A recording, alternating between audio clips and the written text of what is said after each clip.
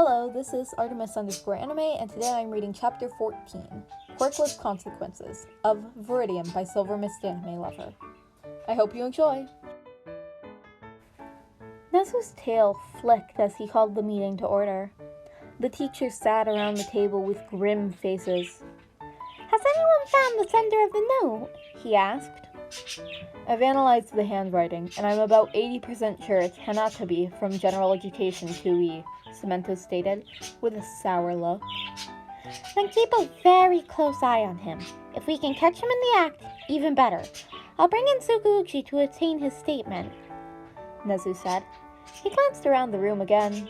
It'd been a full week since Midoriya had given the note and Lily, and he hadn't reported any other instances.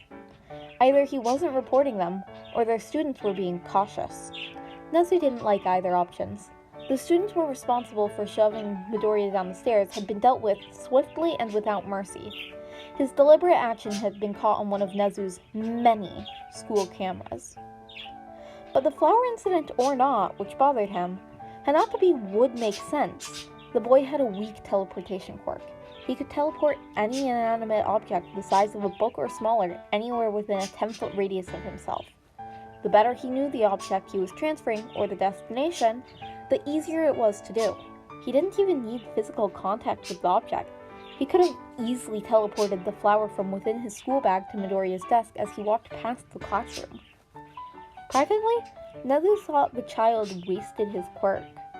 So many applications, and yet no drive.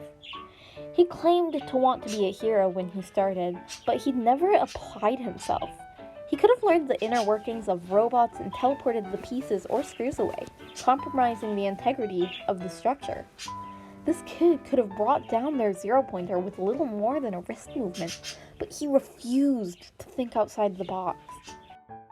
Quite the opposite of Midoriya, who could come up with creative solutions to many problems without the use of a quirk. Nezu was very disappointed. Hanatabi had become bitter over the break about not being able to transfer to heroics, but Nezu refused to transfer someone who didn't show the proper drive or integrity. He'd only get himself and others killed. Still, the principal had hoped he hadn't gone far enough to teleport the flower and note to Midoriya's desk. Nezu had asked the staff to keep a close eye on Midoriya. All things considered, the boy may not notice half the bullying. It becomes so normal to him over his short life that certain actions, words, and gestures may not come across as threatening or harmful to him. The way Aizawa described his casual reaction to the lily only cemented this theory. "And Midoriya, have any of you noticed any unsettling interactions or negative treatment from his peers?" Nezu asked. "Kids glare at him in the hallways. Some of them don't even bother to hide it unless the teacher's around," Aizawa grunted. "Midoriya is taken to eating his lunches by the window in the east corridor of the lunchroom. I don't know if he consciously recognizes it, but the window easily opens, and there's a sturdy tree right outside. It's a quick, easy escape route should he feel cornered. I fear he's falling back into what might be some old habits, too. I caught him hiding school supplies around the campus. I don't know if it's because someone's destroying his things or because he expects them to." "He didn't have his textbook the other day," Cementos recalled. "I didn't call him out on it, and he didn't look overly bothered by it, but most kids would be somewhat embarrassed. It's possible that someone stole or destroyed it. He looked surprised when I gave him another copy and offered to go over the material with him again." The little listener probably hasn't had any teachers that bothered to care before, President Mike grimaced. "He's gotten a little more skittish lately, have you noticed? And a little more spacey, too." The meeting continued for a little bit before they started switching to more normal topics like school funds and lesson plans. Ectoplasm lifted his head. Hold on, we've got a visitor." He stood up and opened the door.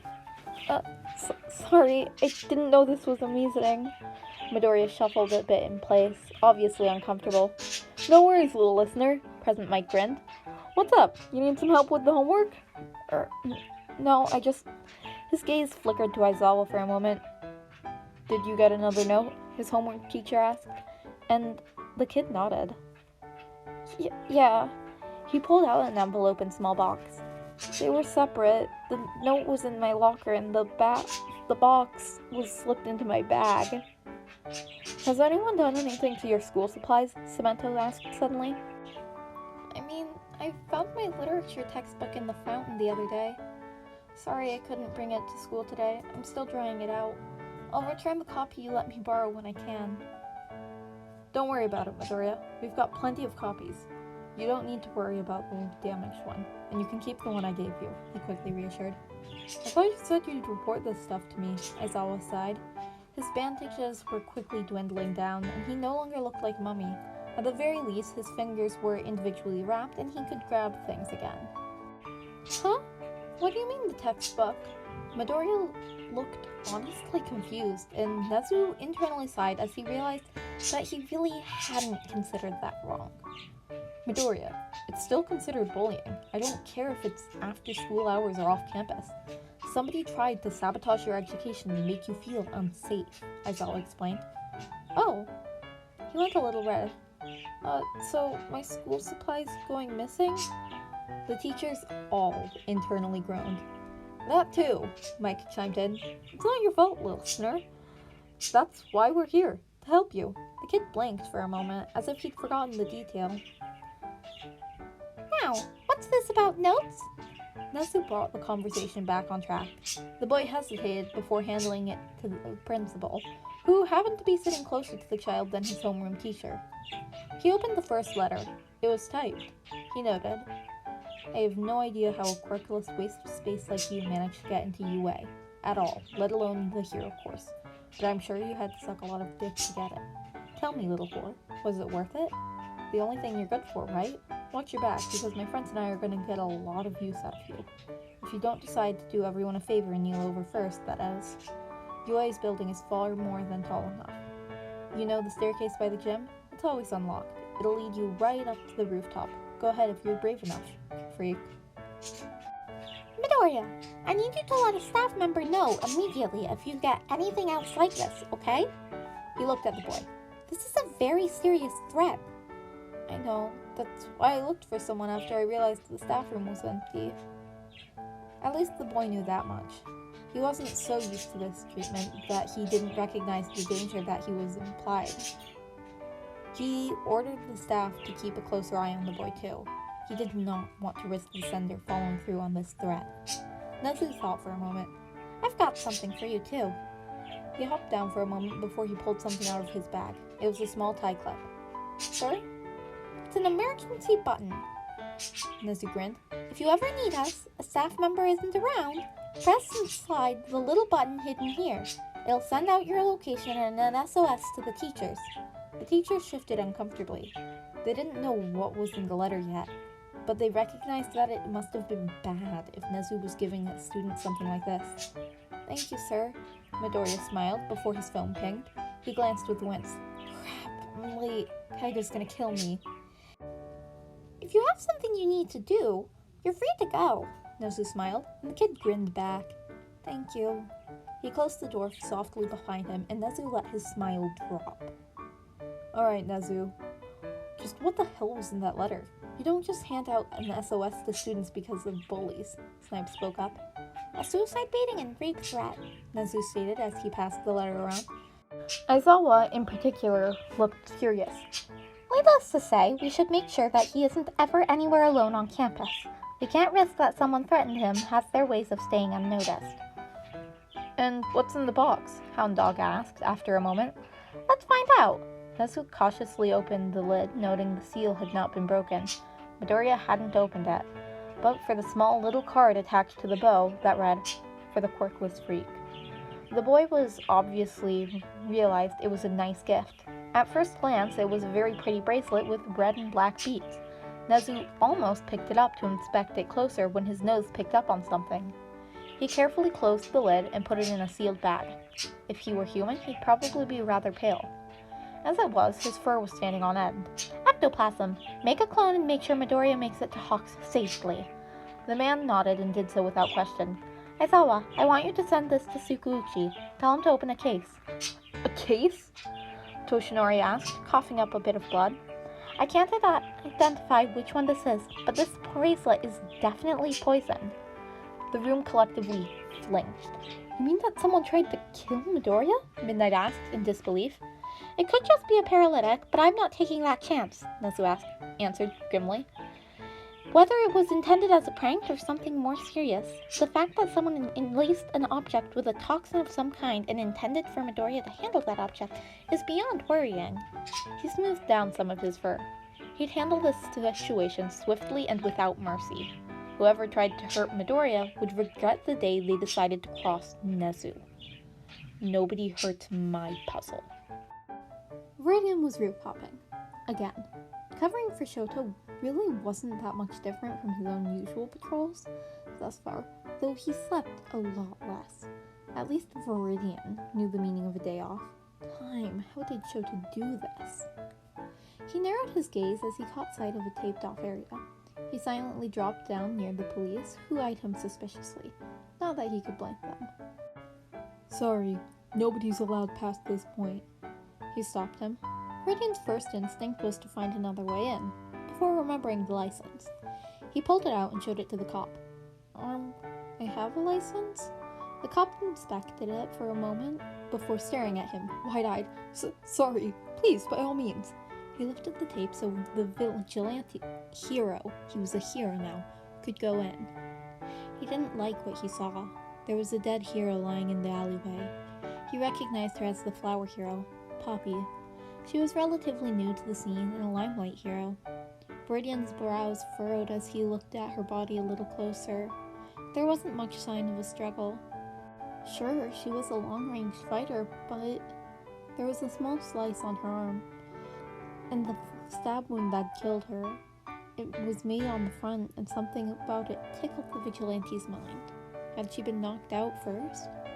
No, her eyes were open, and there'd have been more of a struggle if she had. Her outfit was somewhat dirty, indicating she'd been patrolling at the time of her death. Likely a relatively quiet patrol. The alleyway only had one entrance, so what had she been doing in there? Viridian hummed to himself, stroking his chin as he looked closer. There were a few drops of blood on the under end of the alleyway, and a mark on the wall that seemed to have been made by a blade of some kind. If there wasn't a struggle, then maybe she'd been knocked out by a quirk or paralyzed. Perilous, knives, Stain, he realized. That man had the ability to paralyze his victims, and now that he'd been thinking about it, he'd only been paralyzed by Stain after he'd drawn blood. That must be it. Either it was his quirk, or he poisoned his blades, but Viridian didn't recall feeling any after effects that might be associated with poisons or drugs, and many herbal toxins that would have been rendered null and void by Poppy due to the nature of her plant-based quirk. That meant that it was Stain's quirk. He had to draw blood for it to work then. Namasa approached him. Any clues, Viridian? Yeah, I'm pretty sure this is Stain's work. The hero killer. That's the one. Remember when he almost killed me? He has the ability to paralyze people. Now I'm pretty sure he has to draw blood to do it, maybe even digest it. His tongue did have some rather large taste buds, so if he ingests the bud and the victim is rendered unable to move, he then comes over and kills them at his leisure. I will never get used to how your mind works, nor will I ever stop being amazed, Namasa shook his head. But if the hero killer is in Fasu... No, this doesn't fit his MO. Viridian shook his head. Poppy was a kill of opportunity, not a hunt. Sure, she's not the most selfless hero, but she wasn't bad enough for him to come after either. Nor was she famous enough. He must have just been passing through at the time of her arrival on patrol. She died because of bad timing. Even still, we're implementing the buddy system again. I'll put out the alert. Probably for the best, Viridian sighed. Wait, isn't something with the hero killer coming up soon? He racked his brain, but the name Hosu popped up. Just a hunch, but have Hosu implement the buddy system too. Hosu? You sure? Yeah, call it a gut feeling. Namasa's eyes sharpened. I don't know if you know this, Viridian, but a hero's gut feeling is actually a legal reason enough to grant things like search warrant and whatnot. Saying it's a gut feeling is just as good as presenting evidence, he smirked. What? He stuttered. I mean, that's great and all, but really? His mind flashed to Sugimori-san and her soon-to-be-dead husband. She was a co-worker of his friend back in the first run. They worked in the same cafe. They were good friends, having bonded over their mutual quirklessness. Yeah, really. Namasa went to walk away, but Viridian grabbed his arm. The man raised an eyebrow. It wasn't often that the vigilante initiated physical contact. Do you have someone at your police station named Sugimori Ren? The detective blinked at the odd question before racking his brain. Yes, I believe he works in the field department. I know his wife and I've got a bad feeling. Please don't let her husband die. She's quirkless. If he dies, her son will go into the foster care system. The foster care? But if she's able... You don't understand, Namasa. Viridian sighed, shoving his hands into his pockets. Quirkless people like us aren't human in the eyes of the law. Sure, for me it meant that you weren't able to arrest me, but go ahead and look at the law when you get back to the office. Tell me she'd be able to live with her son. The next morning, Viridian would get a message from Namasa, and that would compromise an angry stream of curse words, all directed at the legal system. It'd been nearly 2 weeks since he'd obtained his provisional hero license, and Izuku still couldn't believe it was real. He'd already used it several times, and he'd given an autograph to a few people, but he never thought he'd even be licensed.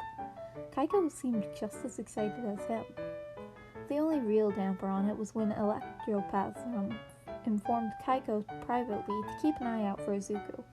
Of course, as soon as they got home, Kaiko told Izuku everything Ectoplasm told him not to. Ah, brothers. Apparently, the gift that Izuku had found in his locker the other day had been laced with some kind of neurotoxin or something. It wasn't fatal, but it would have taken Izuku out of the sports festival for sure. He was glad he'd listened to his gut when it told him to just turn the whole box into the staff instead of giving in to his inner curiosity and looking. Maybe Namasa was right about a hero's gut instincts. It was strange to have the staff looking out for him, but it made him feel good. Of course, with his new development, his civilian persona now officially had an open case, which was not fun. Viridian was already part of the team investigating since, well, he was already watching himself.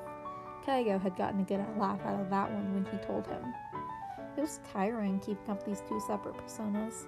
At least he could be himself around Kaigo. Plus, there was the addition of exhaustion and stress of doing Eraserhead's patrols. The man was an independent hero, which was Izuku's only saving grace. Independent heroes didn't work for agencies. Their pay was entirely reliant upon the criminals they brought in, but they got to work on their own terms. They could accept or reject cases as they pleased without having to explain their reasons to anyone, though the collateral of damages had to be paid out of pocket. Heroes that signed on to an agency, however, were typically given set schedules and were on call nearly 24/7. They were paid by the hour, and the money from the villain's call was added on top of their hourly wage. Collateral was typically covered by the agency, and the heroes only had to pay a small percentage, kind of like insurance. And that was great and all, having a stable, guaranteed income, but they had to accept whatever case their agency assigned them to. They didn't really get a choice. And if their agency told them not to attack a certain person or villain for whatever reason, they had to listen, no matter what. Ultimately, Izuku was grateful that Eraserhead was independent. Not only did he get the pay, split in half with Eraserhead because he was a good person and didn't want to leave his friend without his income, but he wasn't chained to some shitty agency who tried to tell him how to do his job. Viridian had swiftly rejected all agency offers that he had been extended. He didn't need the money, he just wanted to help people. Although the hours were killer, 9 p.m. to 5 a.m. nearly every day of the week, why did Shota do this to himself when he could set his own hours? Which meant his only time for sleeping was when he got home after school around 4. He still had what would be 3 hours of homework if he hadn't already graduated college and maybe obtained a PhD. Even still, he managed to get maybe 4 hours of sleep at most each night. His teachers were starting to get worried about the growing bags under his eyes, but he brushed it off. Every time they asked about it, he'd mutter something about nightmares or whatever. Considering the USJ and his supposed trauma, it was perfectly plausible. No wonder Aizawa napped throughout class whenever he got the chance. He'd never mocked his teacher for carrying a sleeping bag around again. Izuku was then damn near at that point himself. Hound Dog still hadn't been able to get anything substantial out of him, much to the counselor's ire. Not that he showed it, but Izuku could tell these things. He was good at reading people, and he knew the man was wearing sin, so he gave him a few breadcrumbs the other day. Midoriya, we can't help you if you don't tell us anything, Hound Dog sighed, leveling Izuku with a stare. The boy sat there for a long moment, thinking. He was going to tell Shota, Nezu, and Hisashi, and undoubtedly Suku too soon, right? So what was the harm in letting a little bit slip? There's more than one type of Nomu. Hound Dog jolted. This was the first time Izuku had admitted to anyone other Aizawa that he had prior experience with the beasts. He didn't dare interrupt Izuku for the fear of him clamming up again. I remember the first time I saw a white Nomu. He shuddered, hard, reaching for a pen and paper on the table beside him. He sketched quietly as he spoke, the action keeping him grounded a bit. I'd been hiding in an overturned dumpster. There was another guy hiding in the alleyway across from me. I'd quickly realized that this type of Nomu was blind, and rightly assumed it had enhanced hearing. His eyes unfocused a bit as the memory flashed before him. It nearly found me. It was so close.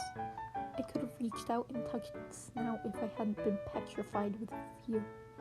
I was sure. I knew I was going to die. He looked Hound Dog in the eye, and the man stiffened. The other guy decided he was going to run while I was distracted by me, but he moved too soon. It hurt him, and he flipped the paper over. It was a very detailed image of the white Nomu biting the man's head in half. There were no distinguishing features of the man, so Izuku felt comfortable showing it to Hound Dog, who was noticeably paler than before. You saw this?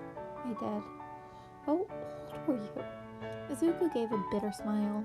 You're never old enough to watch someone die. He seemed to get the hint. Izuku had told him more today than he'd get out of him in several weeks of counseling. The dog-quirked man knew better than to push the issue here. Izuku knew Hound Dog was good at what he did. He was good at reading people just like Izuku was, and even better at piecing together the smaller details that his clients let slip. The time counselor had a little doubt that the man could help him with his trauma if he had explained everything. But he couldn't explain everything. Not yet, and therein lies the issue. I'm sorry, but is it okay if we leave it at that today? Izuku asked. It's not easy for me to talk about even if I look calm.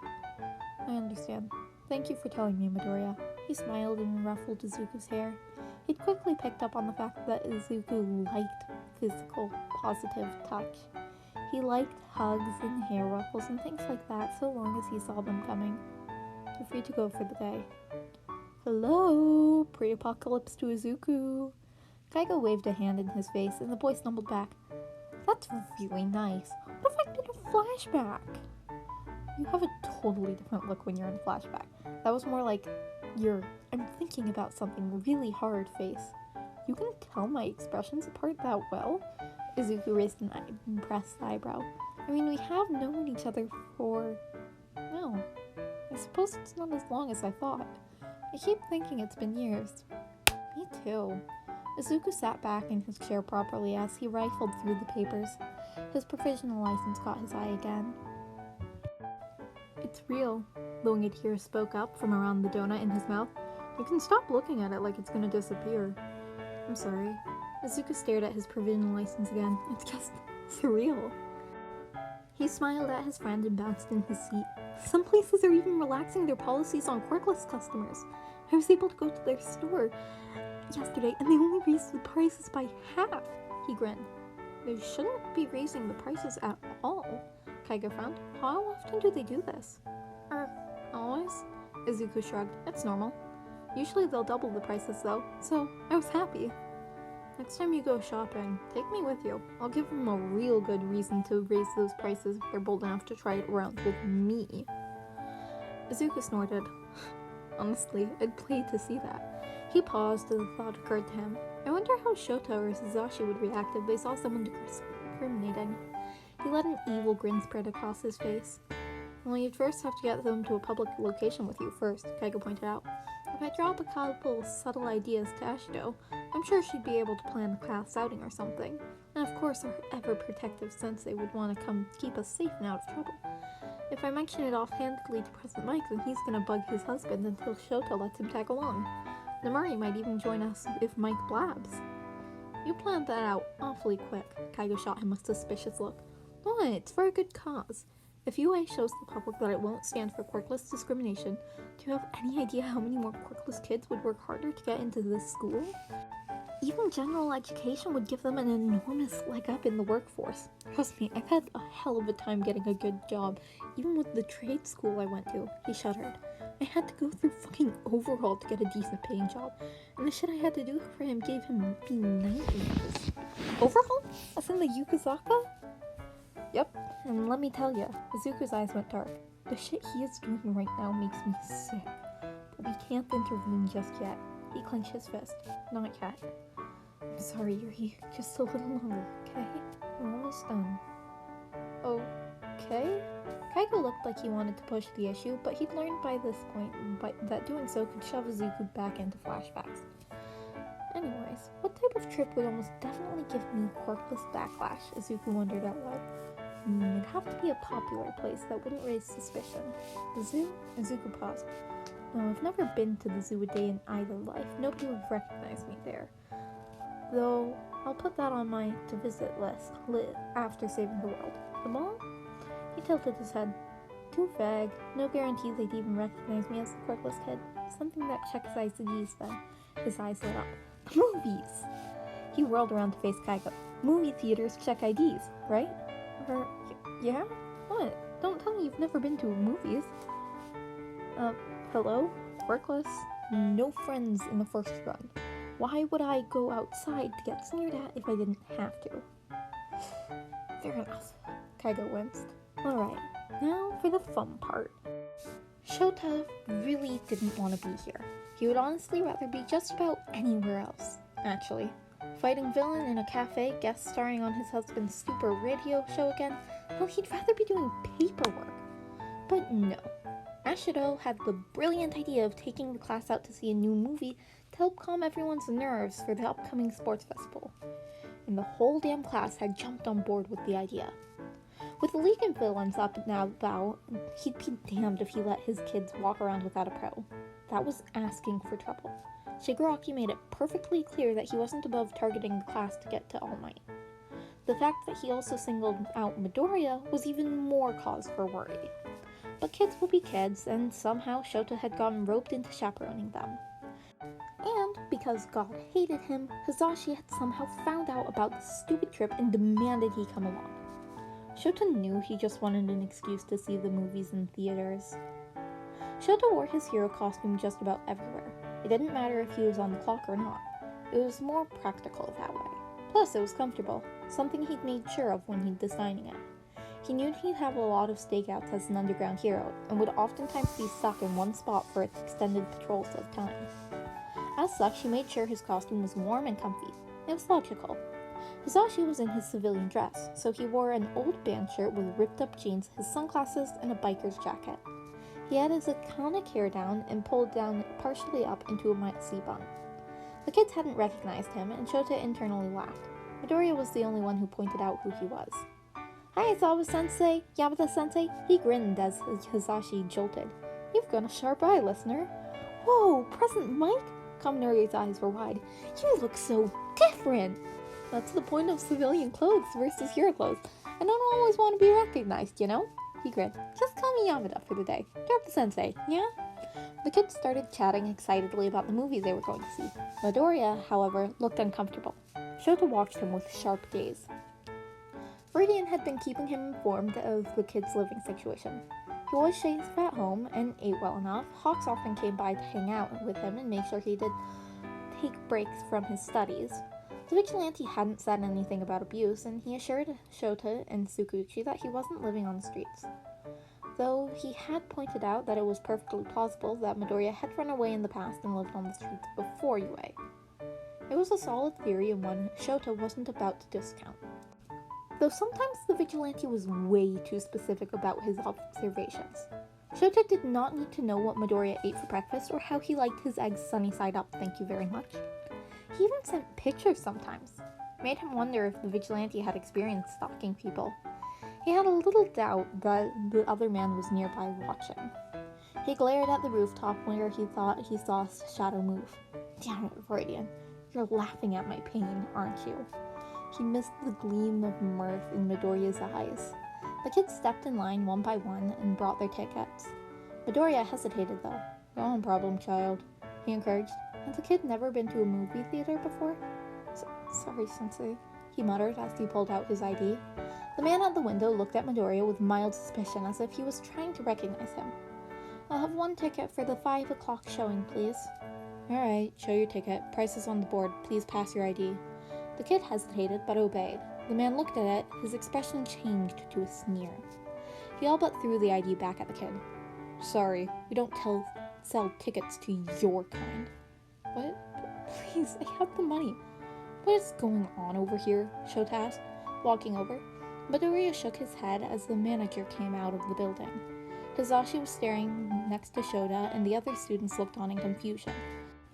The manager, a woman with short black hair and tiny red horns, stalked over with an angry scowl on her face. Before Hizashi or Shota could do anything, she walked right up to Midoriya and backhanded him so hard that he fell to the ground before pouring soda all over his head.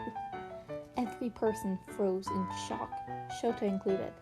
That did not just happen. Workless filth, we don't serve your kind here. The moment those words left her mouth, the bystanders who'd gathered in curiosity or concern continued on like it was normal, like it was something to be expected. Shota felt sick. Someone even laughed and snapped a photo. Shota then stepped between the woman and his student, bodily shoving her back a tad bit more force than necessary. You know, it's quirkless, right? I told it if it ever came back, I'd send it packing. Shota was beyond pissed. He'd heard horror stories of how quirkless people were treated, but said people were so uncommon and such introverts because of their treatment that he'd never seen this kind of thing in person. Until now. He was appalled. With treatment like this, it was no wonder Viridian looked at their kindness with wary eyes and kept them at arm's length. It was no wonder Midoriya looked at the bullying like it was to be expected. The bullying was likely tame in comparison to some of the shit he'd gone through if this was how he was treated for trying to see a goddamned movie. The thought suddenly occurred that Viridian might not notice some of this treatment as wrong, considering he was quirkless too. He could be just as used to it as Midoriya, meaning he wouldn't report it himself, or to Tsukuchi. They'd need to rectify that later. Shota reached into his pocket as calmly as he could and pulled out his hero license. The woman stiffened a little. This is Midoriya. He is my student. If you say or do one more thing that hurts or belittles him in any way, I will hurt you. This is your verbal warning. If you proceed to provoke him or me, I can and will arrest you, he growled. Unfortunately, it looked like the woman was more intelligent than he'd given her credit for, because she backed down. He wished he could do more than fine her for quirk discrimination, but legalities state that he had to give a verbal warning first. She backed down, so he legally couldn't beat her to a pulp. Though if he was being honest, if his students weren't watching, he'd say fuck legalities and kick her ass anyways.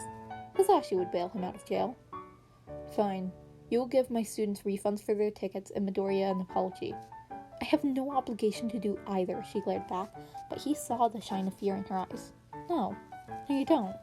He let a bloodthirsty grin scratch across his face. But technically, you attacked a hero in training in front of his teacher. Under the law, I can treat you like a villain. Damn, do I want to.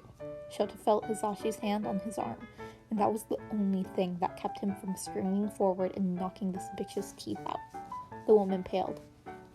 Fine, take your monies anyway. We don't want your service anyway, she huffed. He let his eyes flash red and she flinched. Apologize, he growled out through clenched teeth. Hizashi's grip would probably bruise later, but he was far too angry to care. Sensei, it's fine. Midoriya, it's not fine. What she did was far out of line, Shota argued.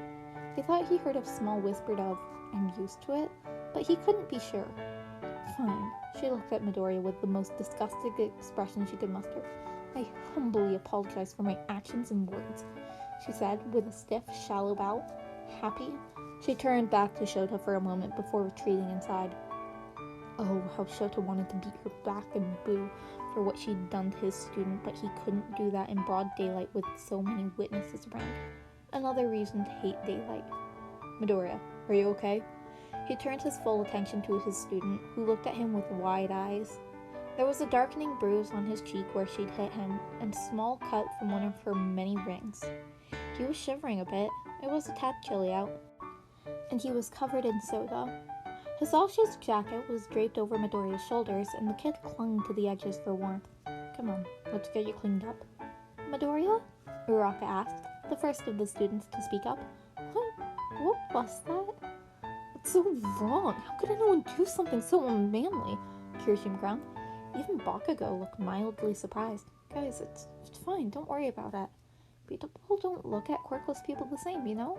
He gave them a smile, and although it wasn't bright green, it looked far too real. I'll be fine. Just a little sticky. You should go enjoy the movie and let me know how it was. Bakugo glared at Midoriya. If you really fucking think that we're gonna waste our time at a shitty place like that treats people like that, then you're a fucking idiot. Midoriya looked a little taken aback. Bakugo? The blonde flinched a little at his name. It's not right. She didn't even treat you like a goddamn human. I mean, that's normal. Izuku tilted his head like he was honestly confused. There are just some places that I can't go. Stores rack up the prices for me all the time when they recognize me, and I've even had heroes. He quickly shut up, and Hisashi had a very bad feeling. He'd come back to that later, with Hisashi and probably some other people who could keep Shota calm because he really didn't want to go to jail for manslaughter. Hisashi didn't have enough money to bail him out for that. Mike, you stay with the kids. I'm gonna get Midoriya cleaned up. Right, you don't have... Finish that sentence, problem child, and I'll give everyone a prop quiz on Monday. He mentally sighed in relief when the kid shut his mouth again. He led him over to the gym across the street. They were affiliated with heroes and let them in with no questions once Shota flashed his license. He allowed Midoriya to wash up in the sink as he rinsed the boys' clothes in the sink and used the spin dryer to get them as dry as possible. They were still mildly damp, but it'd have to do. Hisashi's jacket would keep the kid warm at least. He stepped out of the room as his problem child changed back into his clothes. I'm sorry, he apologized. Shota sighed. What are you apologizing for, Midoriya? You're going out of your way for me. He flushed red and looked away. Look, what happened may be normal for you, but that doesn't make it any less wrong. You're my student, and I will stand by you. I'll protect you. Midoriya looked up at him with a plethora of emotions swirling in his eyes. Shota couldn't even begin to name all of them. Thank you, he said as the tears started to fall. He wrapped his student in a hug as he cried. For the briefest of moments, his mind went to Viridian crying in Tsukuchi's office after obtaining his provisional license. He wondered if Midoriya would be just as emotional when he obtained his. Midoriya pulled away after a little bit, and they started walking out of the gym. You mentioned something about heroes earlier. The kid stiffened. Would you rather talk about it later? Please? I need you to let me know if something like this happens again. Record it on your phone. Text me. I don't care. It's wrong and technically illegal. Though most we can do is suffer the staff is fining. If a hero discriminates, they can lose their license. Yeah.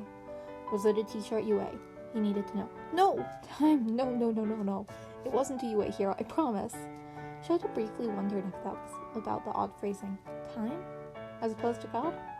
He brushed it off, though. There were too many religions to pay attention to whatever the kid believed in. It wasn't any of Shota's business. Alright, then I'll let it drop for now. Thank you, Sensei. We're not at school right now, problem child. Just Aizawa. He ruffled the boy's hair without thinking about it. Hound Dog said the kid liked physical contact. He thrived off of it. And while the boy stiffened for a minute, he melted into the touch not long after. Aizawa, he corrected himself. They could see the rest of the class up ahead. Shota turned his gaze lazily towards his student, though he was keeping a sharp eye on the people around them. Now that he was looking for it, he noticed the way passerbyers would glare at Midoriya. Word must have gotten around about him being quirkless from the commotion earlier then. The way people kept a distance from him like he was contagious. He doubted most of the crowd even knew why they distanced themselves around the kid, but one person did, so the crowd would follow. Shota found it simultaneously ridiculous and heartbreaking. The kid looked so used to it. He'd have to inform Hound Dog and the rest of the staff later. I wanted to thank you. Nobody's ever stood up for me like that before. I won't forget it. He sent Shota a grin before he ran off to rejoin the class like nothing happened. Shota's heart broke. And that was Chapter 14, Quirkless Consequences of Viridian by Silver Mist Anime Lovers. I wanted to thank you all so much for listening and ask for if you guys have any more recommendations for fanfictions to read next. Thank you for your recommendations in the past. They all looked really good, but a couple of them were just too long. Thank you. Have a nice time wherever you are.